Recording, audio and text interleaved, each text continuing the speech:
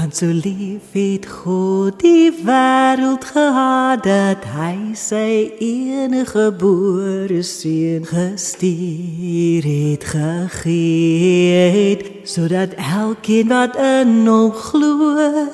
nie verlore sal gaan nie, maar die ewige lewe sal hê.